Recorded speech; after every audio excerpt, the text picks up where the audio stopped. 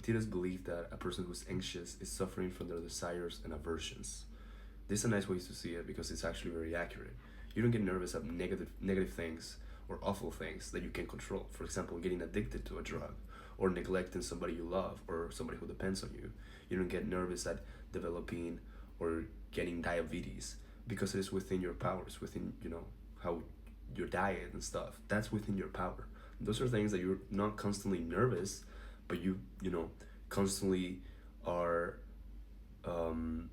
capable of doing those things. You're capable of neglecting someone. You're capable of getting addicted to a drug, but it's within your power. Therefore, you don't get nervous at it.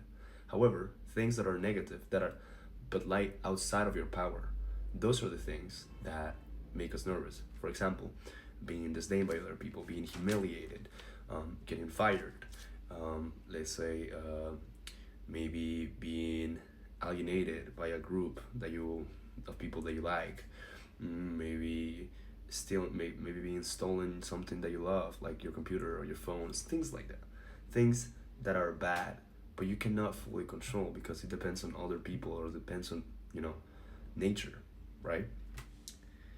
In that sense, he gives this little example of how a musician would do well and be fine playing on his own. He will not get nervous. He will not be anxious at the outcome when he's playing because all he wants is within his control, which is playing well. He can attain that on his own.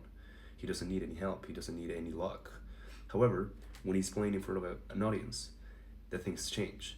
Now his focus, his desire splits between two different things. Playing well, which is within his power, and also attaining praise or maybe avoiding disdain from the audience, which is outside of his power. And you might say, yeah, but all he has to do is play well. Not really, because if he wants to not get disdain or to be praised by other people, he has to meet certain standards, things that are outside of his power. He can play the best that he possibly can play, but if those people don't like it, if those people maybe have some bias, things like that. And that's how it works. I hope I'm making my point across. Things like that you can never control. You can only control what's within your power, playing well. If those people don't like how your best is, if they want more than your best, you're not going to be able to attain that. You're setting yourself up for failure. Now, another example. The same musician who cares about the people's opinions and also about what he can control is suffering more but having as much control as the person or the musician who worries only about the thing that has control over.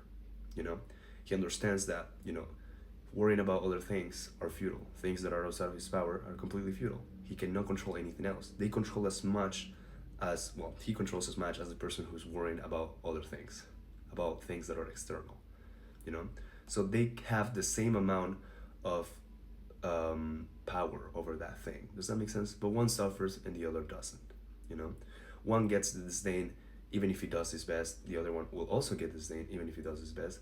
But they will not suffer equally because they do not value the same things, And that has helped me.